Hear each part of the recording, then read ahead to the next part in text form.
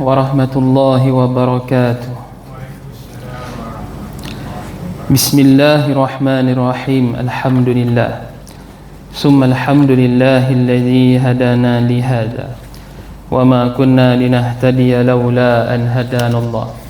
Salatullahi wa salamuhu ala nabiyyina al-Mustafa Muhammad bin Abdillah wa ala alihi wa ashabihi ajma'in. Qalu subhanaka la ilma lana illa ma 'allamtana innaka antal alimul hakim. Allahumma 'allimna ma jahilna. Ya Allah, ya Tuhan kami, ajarkanlah apa-apa yang kami tak tahu. Wa zakkirna ma nusina, dan ingatkanlah kepada kami apa-apa yang kami terlupa. Rabbi yassir wa la tu'assir ya karim wa tammim bil khair. Amma ba'du.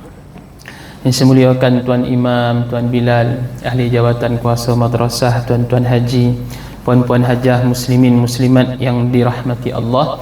Alhamdulillah, sama-sama kita bersyukur pada Allah kerana pada malam ni masih lagi Allah kurniakan kepada kita nikmat-nikmatnya. Mudah-mudahan nikmat Allah yang Allah kurniakan pada kita dengan memberi panjangnya usia yang kita berada pada bulan Rejab ni, hampir masuk kepada bulan Syaban ni, dan beberapa ketika kita akan sampai kepada bulan Ramadan yang kita tunggu-tunggu. Mudah-mudahan Allah sampaikan umur kita dan ke Ramadan insya-Allah.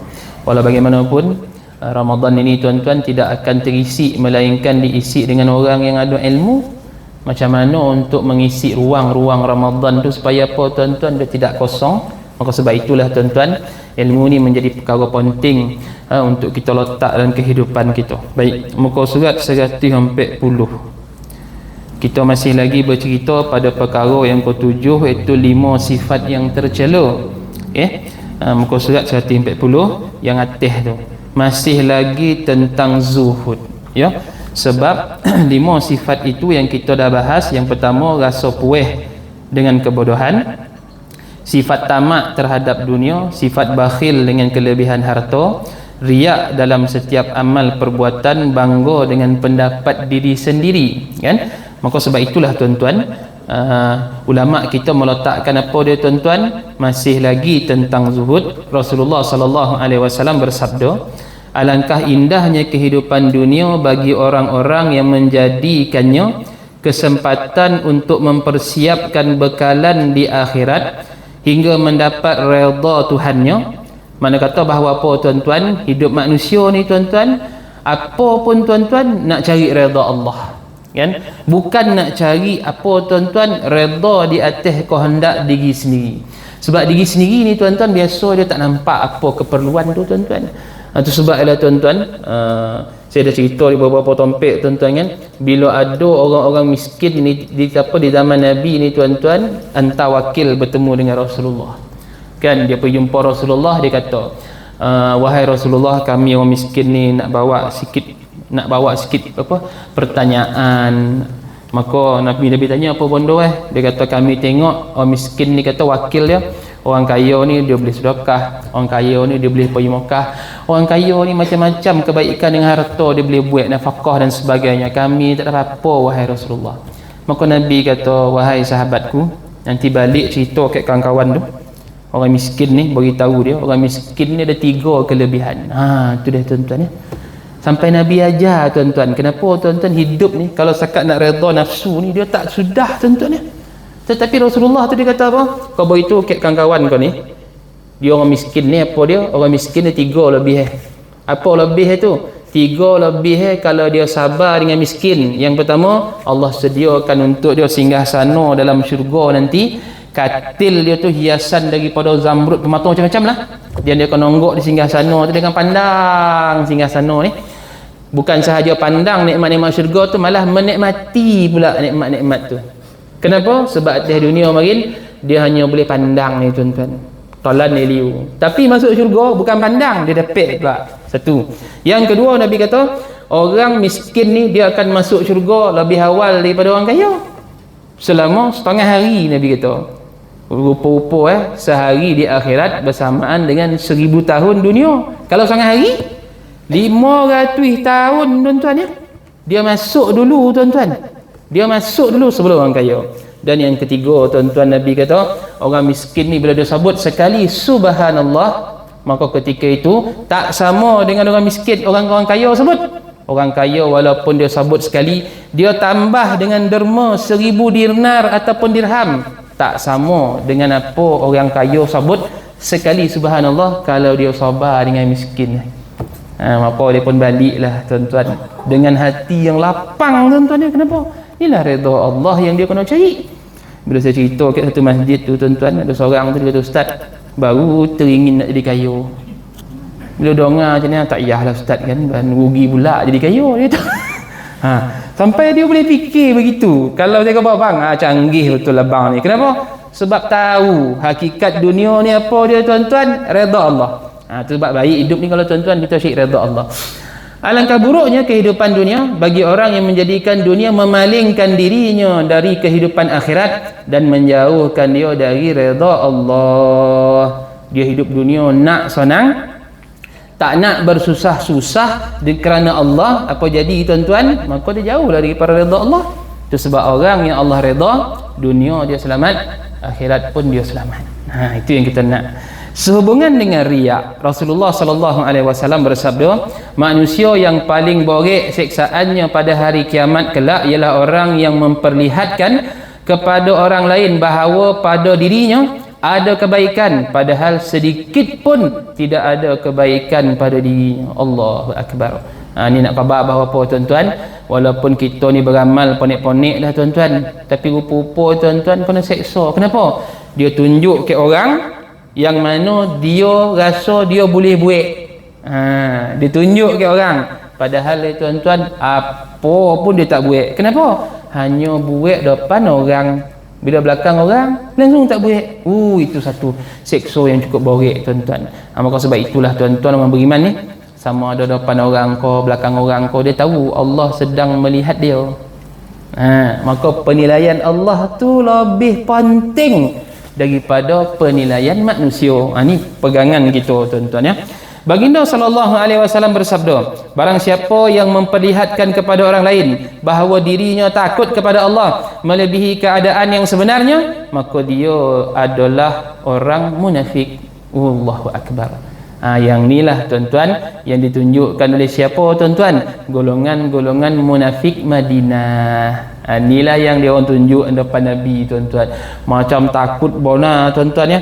Tapi bila Nabi ajak pergi perang, tuan-tuan, mula-mula khabar nak pergi, akhirnya apa, tuan-tuan? Cabut lari tinggalkan Nabi dalam Uhud, tuan-tuan, ya, dalam Uhud.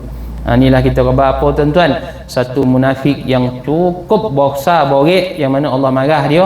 Sebab apa, tuan-tuan? Dia hanya depan manusia dia tunjuk dia takut Allah, tapi belakang manusia, tuan-tuan, tak ada apa. Sampaikan Abdullah bin Ubay bin Salul, dia kata apa, tuan-tuan? Dia kata, kenapa kita ni mula anjing sampai gemuk, lepas tu anjing tu gigit kita balik? Dia maksud dengan siapa, tuan-tuan? Rasulullah dan Muhajirin. Maka Rasulullah dan Muhajirin ketika itu, tuan-tuan, dan orang Ansar masa tu, tuan-tuan, patah balik dalam peperangan Muraisi', tuan-tuan, patah balik, tuan-tuan, ke Madinah, lalu depan Abdullah bin Ubay bin Salul, antok tak bercakap, tuan-tuan.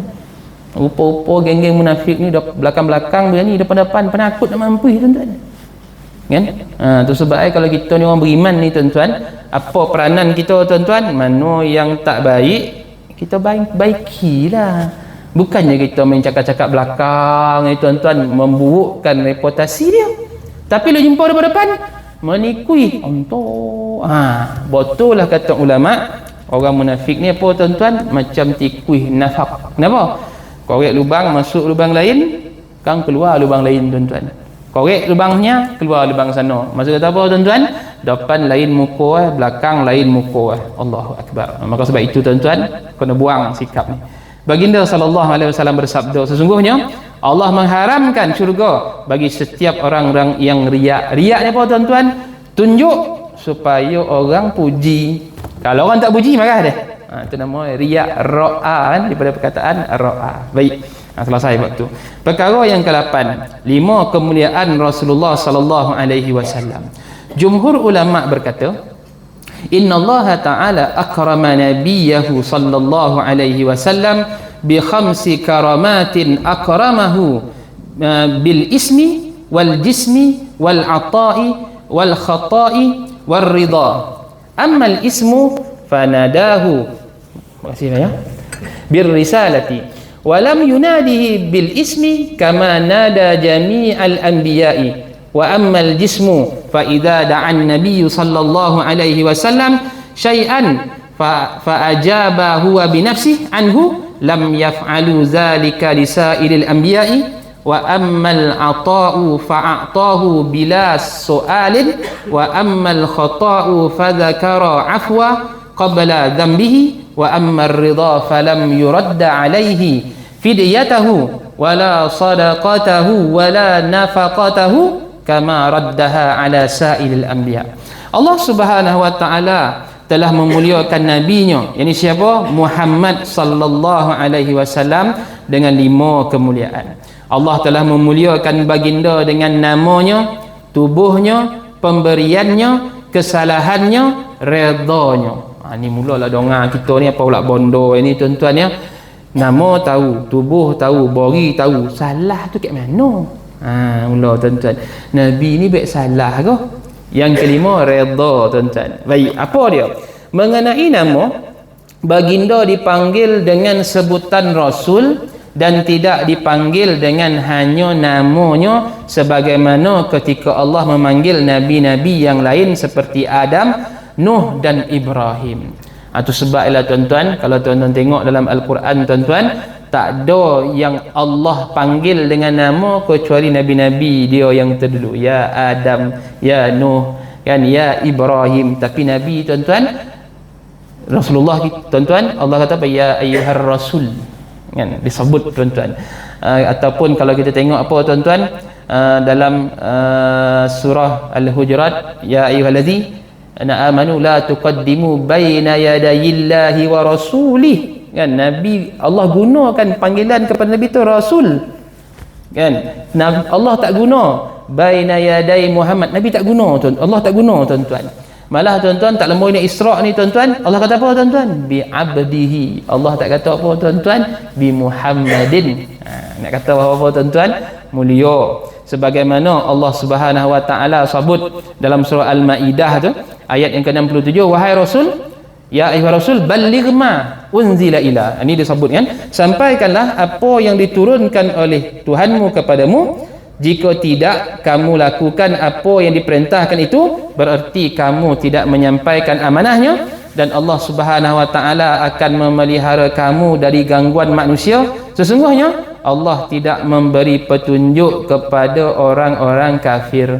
Wahai Rasul ni siapa tuan-tuan? Iaitu Rasulullah. Allahumma salli ala Muhammad. Nak kata bahawa apa tuan-tuan?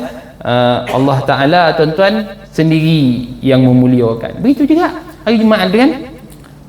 Innallaha wa malaikatahu yusalluna 'alan nabi ya ayyuhalladzina amanu sallu 'alaihi. Allahu akbar.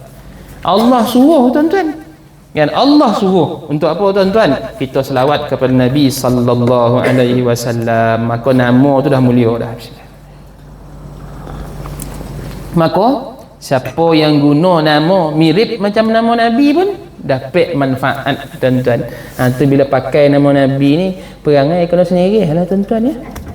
Tu kadang-kadang kita goram tu dah dia nama Nabi dia pakai, dia tak sendiri tuan-tuan. Tu dia kena sadar tuan-tuan, nama siapa yang dia sedang pikul tu tuan-tuan. Dia sedang pikul nama siapa. Tak kira lah Muhammad ke, Ahmad ke, ataupun dilakabkan tuan-tuan Muhammad Ibrahim ke, Muhammad Yusuf ke. Maksud kata apa tuan-tuan? Bondo yang dilakab dikaitkan dengan nama Nabi ni tuan-tuan, maka ketika itu tuan-tuan dia ada kemuliaan. Malah walaupun hadis tu kita kata tidaklah sahih, tapi dia berada pada taraf dhaif tuan-tuan, tapi dia diamalkan. Apa dia tuan-tuan? Orang yang sama macam nama Nabi ni tuan-tuan, orang yang dipanggil dulu di hari akhirat nanti, dipanggil dulu. Itu untung. Yo Muhammad ke, Ahmad ke, dipanggil dulu tuan-tuan. Awak pun nama awak tak ada pula, Ahmad tak ada, Muhammad pun tak ada. Kan, alamak, terasa gitu tuan-tuan ya. Tapi tidaklah ditinggalkan tuan-tuan. Apatah lagi bila disambung pada hadis-hadis yang lain, orang yang beramal dengan sunnahnya, orang yang mencontohi Nabi, orang yang ikut segala syiar ataupun syarak yang Nabi bawa, semua tu orang yang akan dipanggil dulu oleh Allah Ta'ala. Asalkan apa nama dia tuan-tuan, Islam. Tu ini kita penting untuk itu tuan-tuan ya. Maka sebab itulah tuan-tuan, kena jagalah kemuliaan nama Nabi itu tuan-tuan. Baik, mengenai badan, ketika baginda sallallahu alaihi wasallam berdoa memohon sesuatu yang berkaitan dengan masalah tubuh, doa baginda sallallahu alaihi wasallam dikabulkan. Akan tetapi Allah tidak melakukan demikian terhadap para nabi-nabi yang lain, sebagaimana yang diceritakan dalam satu riwayat bahawa Nabi berjaya mengembalikan biji mata Qatadah setelah sempat bergantung di pipinya. Ini ada kisah yang mana tuan-tuan, bila sebut batang tubuh Nabi ni tuan-tuan, dia ada kemuliaan dia tuan-tuan. Apa dia tuan-tuan? Bila Qatadah mata dia tuan-tuan terkeluar tuan-tuan ya, dalam porang tu terkeluar. Riwayat kata Sayyidina Ali, tapi cerita lain Qatadah ni terkeluar tuan-tuan. Nabi ambil air liur dia tuan-tuan, Nabi tolak masuk tuan-tuan, betul dia balik tuan-tuan. Kan? Ketika itu juga tuan-tuan ada satu peristiwa Sayyidina Ali tuan-tuan, mata merah tuan-tuan. Apa Nabi buat tuan-tuan? Nabi ludah tuan-tuan ya. Nabi ludah. Nak kata bahawa apa tuan-tuan? Air liur Nabi pun tuan-tuan diberi berkat, diberi barakah, diberi apa tuan-tuan? Perkara yang beri kebaikan pada orang lain. Air liur saya jangan tuan-tuan ya. Pilah sekarang tuan-tuan. Tak apalah ustaz, ludah sekali pun tak apa, mengaduh sebab kita tak ada kemuliaan tu. Itu sebab Nabi bila dia cukur rambut dia tuan-tuan, berambut orang tuan-tuan. Tuan-tuan cukur masa buat haji itu ada orang berambut tak? Peduli tidak ada tuan-tuan ya. Kan? Ni nak orang berambut tuan-tuan. Sampai kan tuan-tuan, Ummu Salamah isteri Rasulullah simpan kan 3 helai tuan-tuan, ataupun dia kata serumpun tuan-tuan kan. Bila sampai ada satu zaman tu tuan-tuan, orang-orang panis dirondam rambut Rasulullah tu tuan-tuan, disuruh minum tuan-tuan, elok tuan-tuan ya. Nak kata tabaruk dengan apa yang ada pada batang tubuh Nabi sallallahu alaihi wasallam. Inilah lebih ya tuan-tuan ya. Kemudian mengenai pemberian, Allah Subhanahu wa taala memberi sesuatu kepada baginda meskipun tanpa permintaan sebelumnya. Apabila Allah Subhanahu wa taala berfirman yang bermaksud sesungguhnya kami telah memberimu Muhammad nikmat yang banyak. Inna a'tayna kal kautsar. Kan? Nak kata bahawa apa tuan-tuan? Nikmat yang Allah beri ni tuan-tuan, so banyak-banyaknya pada Nabi ni tuan-tuan. Cuma nikmat itu tuan-tuan melimpah kepada umat Nabi sallallahu alaihi wasallam. Begitu juga dalam surah Duha. Dan sesungguhnya kelak Tuhanmu pasti akan memberimu kurnia-Nya kepadamu sehingga kamu puas. Kan? Ini pun sama juga tuan-tuan. Apa dia tuan-tuan? Kemenangan demi kemenangan Nabi dalam dakwah tuan-tuan. Dan begitu juga apa dia tuan-tuan? Nikmat itu dinikmati sampai zaman Sayyidina Umar tuan-tuan ya. Jatuhnya Rom, boleh takluk Baitul Maqdis. Sahabat-sahabat ni tuan-tuan puih tuan-tuan. Sampailah di zaman berlakunya fitnah bila tuan-tuan, itu zaman Sayyidina Osman dan zaman Sayyidina Ali. Kamarallahu wajah radhiyallahu anhu, yang mana tuan-tuan manusia dah mula ketika itu tuan-tuan, ada di kalangan mereka ni tuan-tuan nampak kemenangan ni, nikmat tu satu bondo yang akan kekal sampai bila-bila. Maka bila dia lupa kepada persaudaraan, dia lupa kepada syariat, dia lupa dengan siapa yang dia berurusan tu, sahabat-sahabat tuan-tuan, maka apa jadi tuan-tuan? Allah ujilah dengan apa tuan-tuan? Fitnah, perselisih fahaman yang tauk tuan-tuan, sampai pecah adanya Khawarij, adanya Mu'tazilah tuan-tuan, adanya Syiah selopeh-selopeh tu tuan-tuan, sampailah zaman hari ni tuan-tuan ajaran-ajaran sosek yang tak berhenti-henti tumbuh ni tuan-tuan. Kan? Sebab kita kata bahawa apa tuan-tuan, jangan copek kita redha dengan apa yang kita ada hari ni tuan-tuan, kerana ianya sementara tuan-tuan. Sebab saya sukalah dengan Ustaz Abdul Somad punya cakap-cakap tu kan. Dia kata apa tuan-tuan? Kita ni kalau sakit janganlah menderita benar. Sebab sakit atas dunia ni sementara ya. Kalau kaya janganlah giang benar, janganlah sombong benar, sebab kaya tu sementara. Kalau tak ingat Allah Ta'ala, kita binasa. Berpanjang sebut tu tuan-tuan. Soalnya kata bahawa apa tuan-tuan? nikmat tu tuan-tuan sementara. Kenapa? Kalau kita tak ingat Allah, kan? Itu yang berlaku perang saudara lah, dan telah berlaku di zaman Sayyidina Ali lagi tuan-tuan, yang menjadi fitnah yang besar tuan-tuan. Maka mudah-mudahan kita ambil iktibar tuan-tuan, tapi takkan ada dah tuan-tuan ya. Hari ni lagi pula tuan-tuan, lagi kuat permusuhan di antara saudara ni tuan-tuan. Apa dia? Kata bersakar. Kata bersakar. Itulah fitnah besar tuan-tuan, itulah fitnah besar. Mudah-mudahan kita jagalah tuan-tuan ya. Sebab nikmat tu nikmat kurniaan yang kita tak usahakan. Mengenai kesalahan, Allah Subhanahu Wa Taala memberinya maaf sebelum kesalahan tersebut dilakukan oleh baginda. Itu sebab Nabi ni apa tuan-tuan? Maksum. Maksum, tak buat dosa tuan-tuan. Dengan maksud apa tuan-tuan? Dilindungi daripada melakukan dosa walaupun dengan iktikad hati. Apa dia? Dan nak buat ni lah, dan nak buat ni lah. Iktikad hati pun tak ada. Sampaikan sebelum jadi Nabi kita dah cerita apa dia tuan-tuan? Nabi ni teringin nak tengok orang menyanyi tuan-tuan. Sebab orang ramai konsert kan, dia katakan konsert.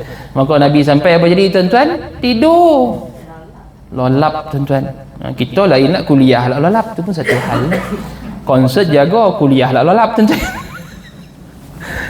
Tapi itulah dia kata tuan-tuan, benda yang kita kena tengok. Kenapa tuan-tuan? Sebab kita kadang-kadang salah meletakkan suatu perkara tu tuan-tuan.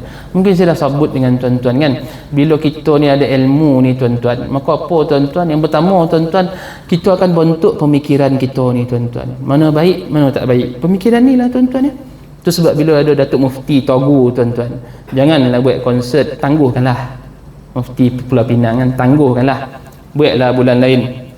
Ada yang marah, oi ini nak tutup periuk nasi lah ni. Ya Allah tuan-tuan, kalau kau ada ilmu, kalau kau faham apa dia, bulan Rajab Syakban nak jumpa Ramadan ni, kalau disio-siokan apa jadi tuan-tuan, maka Ramadan ni mesti sio-sio. Sebab apa? Hadis yang kita faham, hadis mimbar tu, bila Nabi berada di mimbar tangga yang kedua tu, malaikat Jibril kata, wahai Allah, siapa-siapa yang masuk Ramadan tak dapat apa-apa Ramadan, celakalah dia. Maka Nabi kata amin. Tiba-tiba ada pula yang nak sio-siokan masuk yang hampir-hampir dengan Ramadan ni tuan-tuan, dengan lara tuan-tuan. Sebab apa? Pemikiran dia tak betul, ilmu tak membentuk daya pemikiran dia. Bila semalam tuan-tuan, 2 hari lepas kan, bila ada orang buat podcast yang mana tuan-tuan, seolah-olah cakap-cakap tu macam kata orang pun lucah dan sebagainya tuan. Mufti Togu, Mufti Togu, dan Mufti kata apa? Saya dah Togu, saya dah menjalankan amar makruf nahi mungkar, orang tak dengar, saya lepas tangan. Saya kata tanggih tu Mufti tu tuan-tuan. Mudah-mudahan, kenapa tuan-tuan? Kita jangan lupa bila Mufti yang dilantik ni tuan-tuan, dia bersuara. Kenapa tuan-tuan? Di atas tanggungjawab dia sebagai orang yang diberi jaga agama. Tiba-tiba kita marah dia tuan-tuan. Kan tak betul. Lebih baik tak payah lantik mufti. Lebih baik orang tu jadi mufti tuan-tuan. Melingkup rasa kalau dia jadi mufti tuan-tuan ya. Seolah-olah apa tuan-tuan? Otak tu tuan-tuan tak betul. Sebab kalau tak ada ilmu ni dia tak betul otak tuan-tuan. Begitu juga tuan-tuan, orang ada ilmu dia ubah sikap. Kan? Bila dia ada ilmu dah tahu dah semayang kat masjid lebih pahala 27 daripada kat rumah, dia ubahlah, dia pilih masjid ataupun madrasah ataupun surau berjemaah.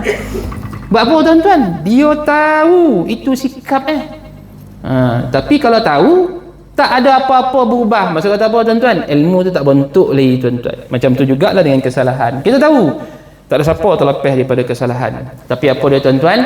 Dengan satu benda yang Allah anugerah, nama dia taubat, kesalahan kita tu Allah maafkan. Itulah kehebatan ilmu ni tuan-tuan ya. Tapi bila tak nak bawa ilmu tu tuan-tuan, aduh hai, macam-macam rosak tuan-tuan ya. Dibawa kita bergaduh tuan-tuan, dibawa kita bergaduh.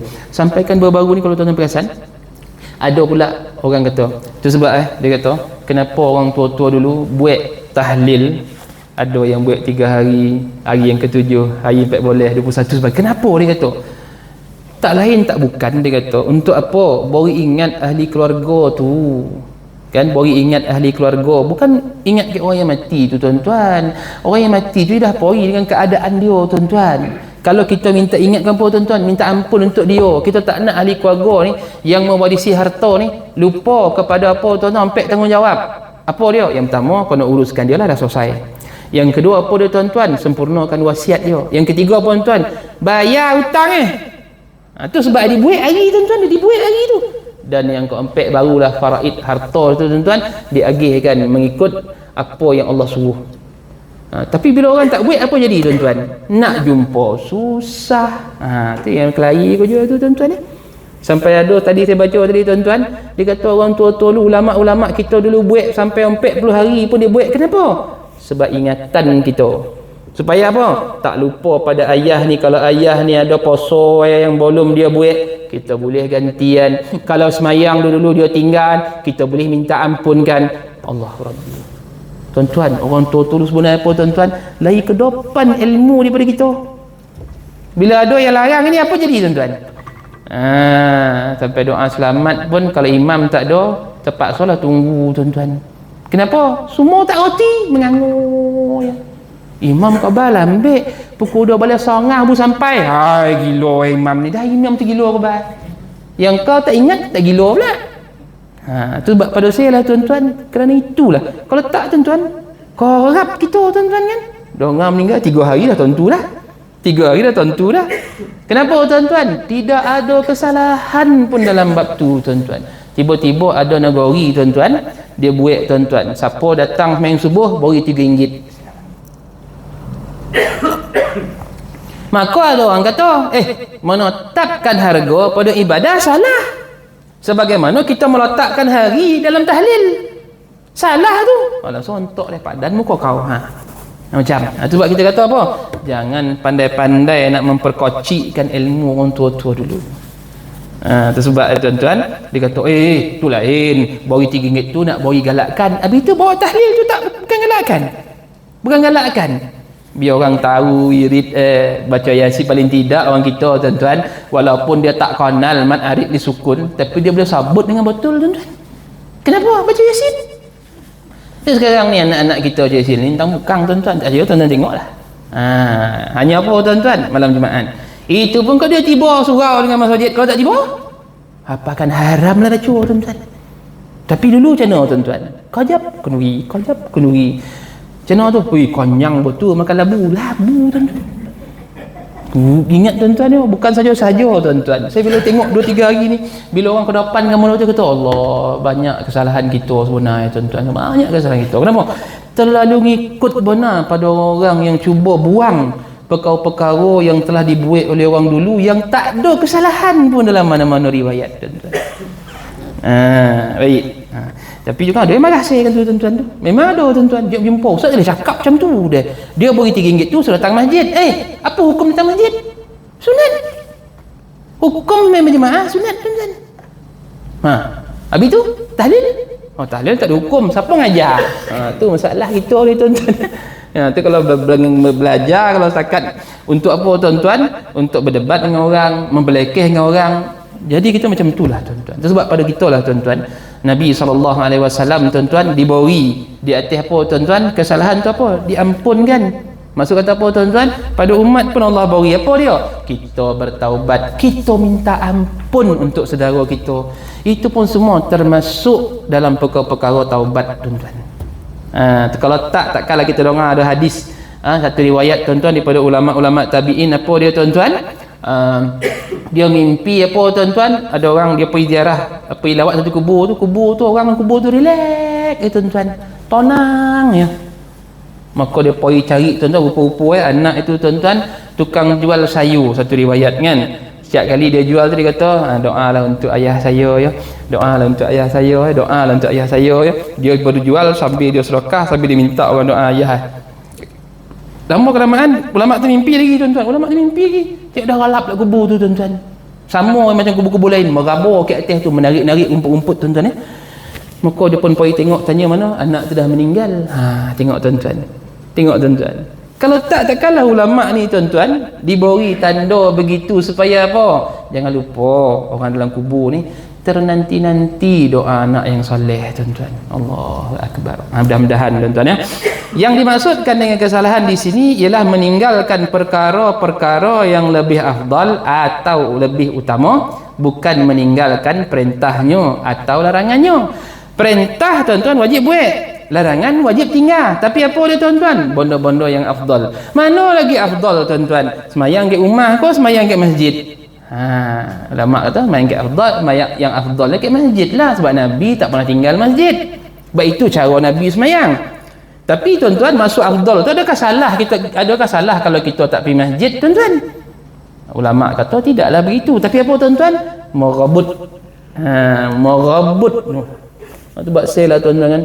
Bila mungkin tuan-tuan ada dengar kot, bila saya pergi bawa geng-geng ni berjalan tuan-tuan kan, pergi berjalan, pergi ke jenderam tuan-tuan kan, kita buatlah semayang jamak kasar sebagainya kan. Oh, ada abang ustaz, alhamdulillah lah, saya selama tak pernah buat jamak kasar ustaz.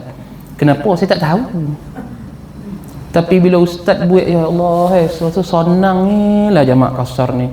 Cuma soalan saya lah ustaz, yang ustaz tak buat tadilah, ustaz boleh tak ajar saya macam mana nak jamakkan semayang asar dengan maghrib? Saya bila dengar macam tu kan tuan-tuan kan, wih lah mati saya tuan-tuan, terwangang lah macam tu lah hati saya tuan-tuan. Tapi nak lepeh berdosa tuan-tuan, dia tanya tu ikhlas tuan-tuan. Sebab apa tuan-tuan? Memang dia tak tahu. Saya kata, abang dia betul ni bang. Iya ustaz, saya memang tak tahu. Iyalah abang tak tahu macam mana nak jamak asar dengan maghrib. Iya tak tahu ustaz. Yang pertama saya nak khabar dengan abang, 2 tampik tak boleh jamak kasar. Apa dia? Semayang subuh tak boleh jamak dengan sebelumnya ataupun dengan selepasnya. Apa dia? Subuh tak boleh jamak dengan isyak, tak boleh jamak dengan zuhur. Siapa buat gila nama tuan-tuan. Tu. Yang kedua, maghrib. Yang kedua, asar tak boleh jamak dengan maghrib. Memang tak boleh. Saya cerita satu masjid tu tuan-tuan, imam kata, ustaz, iya ustaz, saya pun sama je ustaz, 2 tahun lepas ada jemaahnya dah meninggal ustaz, 72 umur ustaz. Kita berhenti semayang maghrib, kita jom kita semayang jamak kasar lah. Jom lagi, saya sudah tadi dah.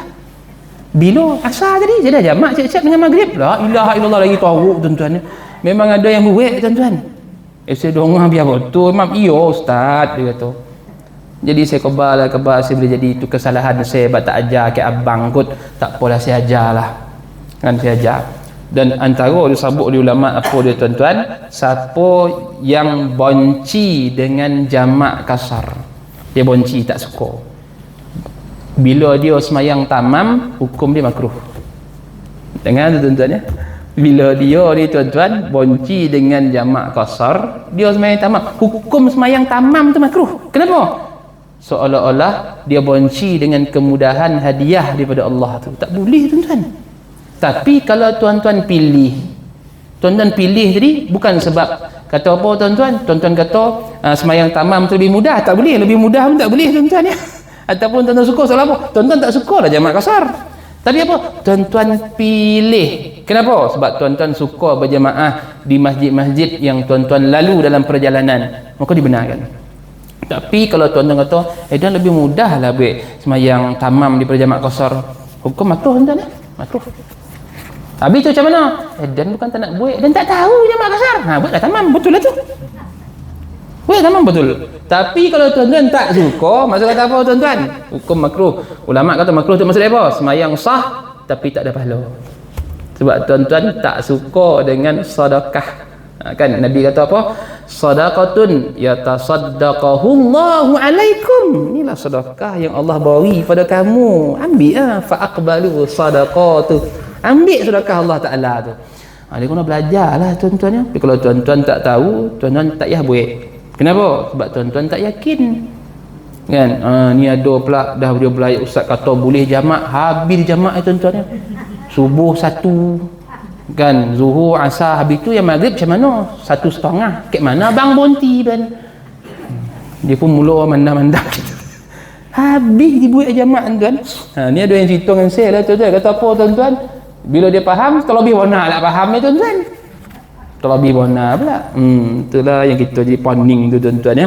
Maka sebab itulah tuan-tuan kena ambil yang masuk kata apa? Kalau musafir ni yang afdalnya apa? Jamak kasar. Ataupun digabungkan jamak dengan kasar. Itu semua benda yang menjadi afdal yang Nabi buat. Baik. Sebab jangan tak suka tuan-tuan ya. Tapi perintah tuan-tuan tak boleh pilih. Dan mayang nak boleh subuh zuhur ya. Maghrib isyak susah lah dengan ngantuk. Tak boleh tuan-tuan, berdosa besar. Kan? Puasa Ramadan pun dah 15 hari kan. Ujung-ujung tak boleh, sibuk nak buat kuih, nak jual kuih, nak jual lamang. Tuan-tuan berdosa tuan-tuan. Tapi dalam bab afdal ni, tuan-tuan boleh pilih mana yang tuan-tuan nak tuan-tuan. Baik, sampai kan Allah Subhanahu Wa Taala berfirman kan, yang maksud dalam surah Taubah tu, Allah Subhanahu Wa Taala memaafkan kamu wahai Muhammad, mengapa kamu memberi izin kepada mereka untuk tidak pergi perang sebelum jelas bagi kamu orang-orang yang betul-betul berhalangan dan sebelum kamu mengetahui orang-orang yang berdusta. Ni bila tuan-tuan? Bila orang tu dia pergi nak dalam peperangan tuan-tuan, dia minta, wahai Rasulullah, tak boleh pergi lah. Usul dalam peperangan Tabuk kan, ataupun ulama kata tuan-tuan sebahagian dalam cerita dalam peperangan Khandak. Ada alasan. Orang yang ada alasan ni tuan-tuan, boleh jadi alasan tu betul ataupun alasan itu apa tuan-tuan? Tipu. Kenapa? Sebab yang buta pun nak pergi perang. Abdullah bin Umi Maktum kata, wahai Rasulullah, aku nak pergi perang. Nabi kata, macam mana aku nak pergi perang? Kan mata tak nampak, macam mana? Maka Nabi kata, tak apa, kau tinggallah di Madinah, kau bantu aku jaga orang Madinah. Itu Nabi SAW. Gunakan kelebihan yang ada pada setiap daripada sahabat-sahabat tu tuan-tuan. Itu sebab kita kata berapa tuan-tuan, kalau tuan-tuan bagi alasan ada orang buta tuan-tuan, dia nak pergi perang, yang colik ni lah tak nak pergi tuan-tuan. Kenapa? Sebab dia tak tahu apa lebih jihad tu tuan-tuan ya. Baik, mengenai masalah redha pula, tidak ada fidyah, sedekah ataupun nafkah dari baginda sallallahu alaihi wasallam yang ditolak oleh Allah Taala. Subhanallah. Maksud kata apa tuan-tuan? Kalau Nabi memberi ni tuan-tuan, semuanya Allah terima sebagai pahala yang besar. Padahal dia pernah menolak nabi-nabi yang lain. Disebut dalam satu riwayat bahawa baginda sallallahu alaihi wasallam pernah menyembelih korban untuk umat baginda dan membayar kafarah untuk seseorang dari umatnya yang bersetubuh pada waktu siang ketika bulan Ramadan. Semuanya itu diterima oleh Allah. Apa dia? Nabi niat korban apa tuan-tuan? Hadza minni wa ummati. Kan? Hadza minni, korban ni daripada aku dan daripada umat aku. Ataupun dia kata apa? Hadza minni wa ahli wa ummata Muhammad sallallahu alaihi wasallam. Itu Nabi sebut dalam mana tuan-tuan? Dalam sembelihan korban. Saya jumpa seorang tu tuan-tuan, dia ni ramai beri infak kat masjid tuan-tuan kan, masjid saya. Dia tu, ustaz, kalau boleh ustaz jangan beritahu orang ni ustaz ya. Saya malu lah ustaz, kalau saya pergi tu orang nampak orang tu lah yang beri. Saya malu ustaz, dia kata. Ustaz kalau boleh ustaz janganlah sebut siapa yang bori, seolah-olah macam baling batu sembunyi tangan. Bang, baling batu sembunyi tangan tu jahat kan, baling batu sembunyi tangan tu jahat dan kan, mana ada orang sedekah ni umpama macam baling batu sembunyi tangan tu tak bertanggungjawab nama habis itu apa yang sesuai dia kata, habis itu apa sesuai, entahlah saya tak tahu nak khabar apa benda yang sesuai, tapi saya nak kata apa, man sanna sunnatan hasanah kan, siapa yang memulakan satu amal-amal baik ni, sunnatan kan, sedekah ni sunat kan, falahu wizruha wa wizru man amila biha. Bila orang tengok, orang ikut, maka apa jadi? Kau dapat pahala orang yang buat tu. Ayalah tak apalah ustaz, walaupun macam tu saya tak nak lah ustaz, saya malu sebenarnya. Loh, abang sedekah nak malu apa? Yang malu ya apa, abang letak kat baju tu hari ni sedekah 1000, yang tu malu betul Tapi kalau orang tanya siapa beri, dia beri, cuma kita tak adalah tulis nama kat situ. Bilik air ni siapa beri, nama kau Muhammad, letak situ, tak ada orang beri Abdurrah. Tapi cukuplah kita kata apa, kita sebagai orang yang memulakan. Dan dia kata apa kan saya, kalau boleh ustaz, apa yang share dengan kawan-kawan beri ni untuk pahala untuk semua ahli Korea, sebagaimana Nabi niatkan untuk mak Nabi itu. Umat tuan-tuan, canggih kau ni bang. Itu ada orang sampai macam tu tuan-tuan, pemikiran dia tuan-tuan ya. Kerja dia pun tuan, pahala nak cari tuan-tuan. Kata mudah-mudahan abang bahagia dan abang tawih kayo. Ustaz kaya mana tak nak, yang penting cukup jadilah ustaz, dia kata. Alhamdulillah, kalau tak nak entah rumah dia balik. Untuk tuan-tuan, kita ramai macam tu tuan-tuan. Satu ni tuan-tuan, perkara yang ke-9, 5 syarat kebahagiaan dunia dan akhirat. Abdullah bin Amr bin Al-As radhiyallahu anhu berkata, Khamsun man kunna fihi sa'ida fid dunya wal akhirah awwaluha ay yuzkara la ilaha illallah Muhammadur Rasulullah waqtan ba'da waqtin wa idza batuliya alaihi bibaliyatin qala inna lillahi wa inna ilaihi raji'un wa la hawla wa la quwwata illa billahil aliyyil azim wa idza u'tiya ni'matan qala alhamdulillahi rabbil alamin syukran li ni'mati wa idza batada'a fi syai'in qala bismillahirrahmanirrahim wa idza afrata minhu zamban qala astaghfirullahal azim wa atubu ilaih. Artinya 5 perkara apabila orang memilikinya dia akan bahagia di dunia maupun di hari akhirat. 5 perkara tersebut ialah berzikir kepada Allah dengan lafaz syahadah yang berbunyi la ilaha illallah Muhammadur Rasulullah dari waktu ke waktu. Ni kata apa tuan-tuan? Amalan-amalan zikir kita lah tuan-tuan ya. Yang kedua, mengucap kalimah istirja dengan lafaz yang berbunyi inna lillahi wa inna ilaihi raji'un wala haula wala quwwata illa billahil aliyyil azim setiap kali ditimpa musibah. Istirja atau apa tuan-tuan? Ucapan kembali. Itu sebab mudah-mudahan kita sama-sama menyebut istirja. Inna lillahi wa inna ilaihi raji'un. Jangan kata istirja itu apa? Jangan tanya ni tuan-tuan ya. Kang ada yang belum sahabat nanti kita. Sebab apa tuan-tuan? Ini kalimah yang ma'ruf tuan-tuan ya.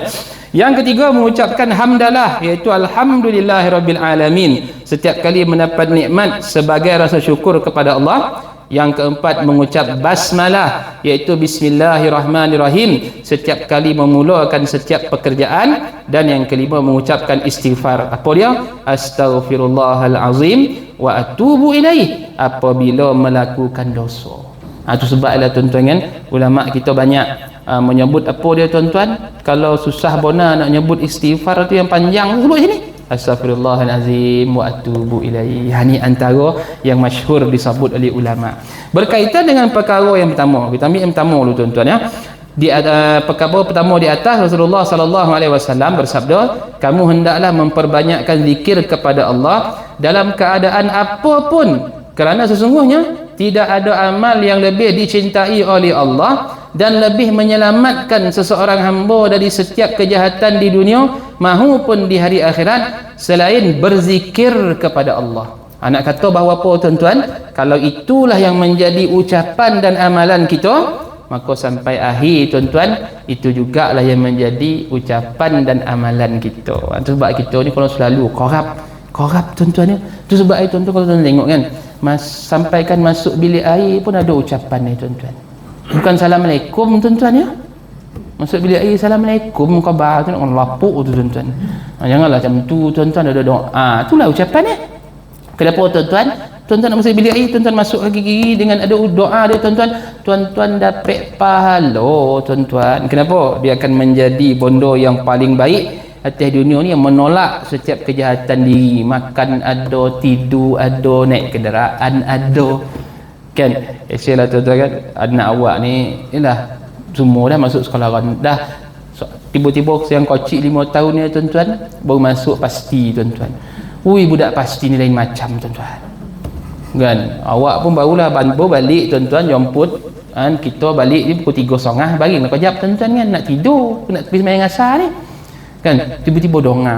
Subhana rabbiyal azimi wa bihamdi. Subhana rabbiyal azimi wa bihamdi. Sami Allahu liman hamidah. Allahu akbar. Babah, sembahyang asar.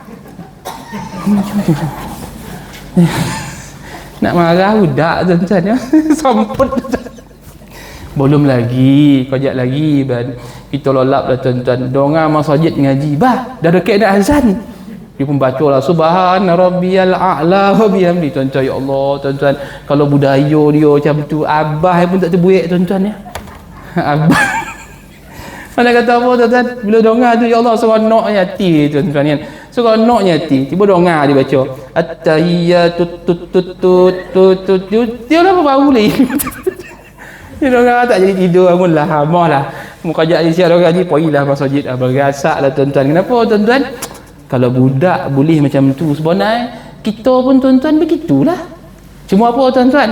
Karat-karat dalam hati tu dah menjauhkan kita.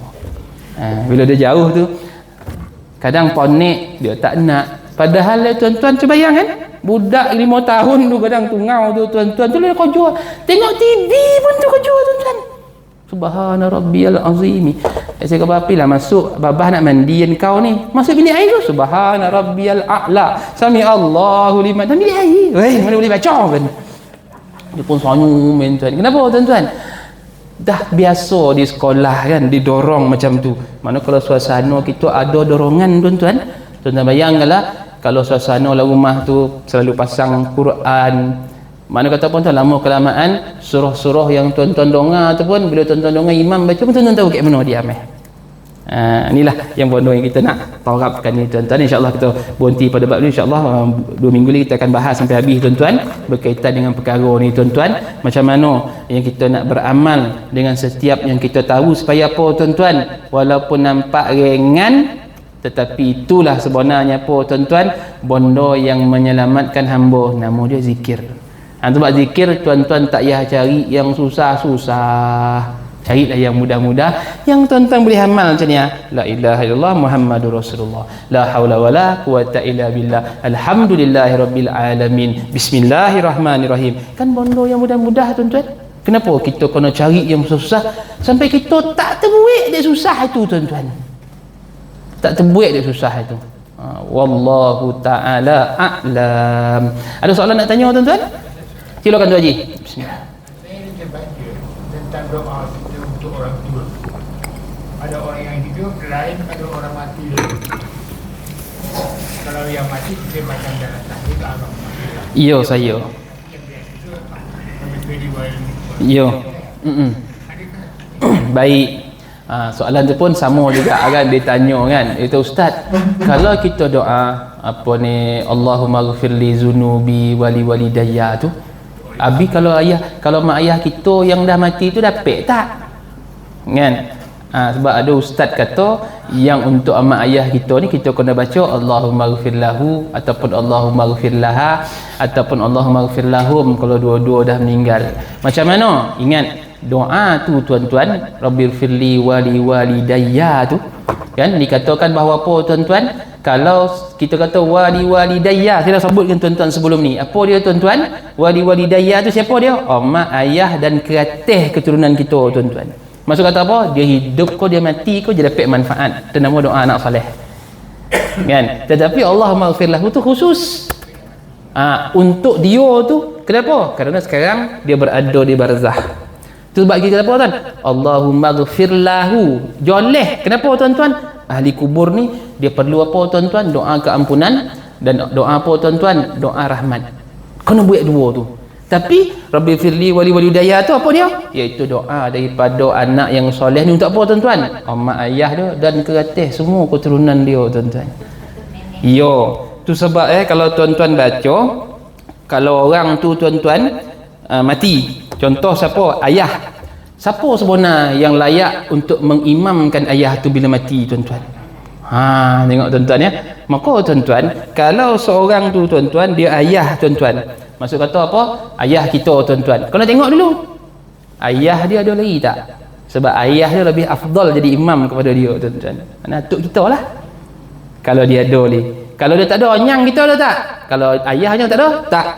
Turun pada siapa tuan-tuan? Anak. Kalau anak tak ada, siapa? Cucu dia. Kalau tak ada cucu, siapa tuan? Cicit dia. Kenapa tuan-tuan? Kerana itu semua menjadi apa tuan-tuan? Doa-doa yang afdal. Ya, doa-doa yang afdal. Itu sebab kita kena tengok secara itu. Tetapi kalau isteri yang meninggal, siapa pula? Perempuan, seorang perempuan, maka yang afdal tu siapa tuan-tuan? Suami dia dulu tuan-tuan. Tetapi apa hukum suami memandikan jenazah isteri dia? Maka ulama kata tuan-tuan, yang paling baik perempuan ni dimandikan oleh perempuan. Melainkan dalam kampung tu tuan-tuan, semua jantan lako tuan-tuan, bini dia seorang yang perempuan. Tu ulama fiqh kata tu. Maka suami lah yang afdal mandikan dia.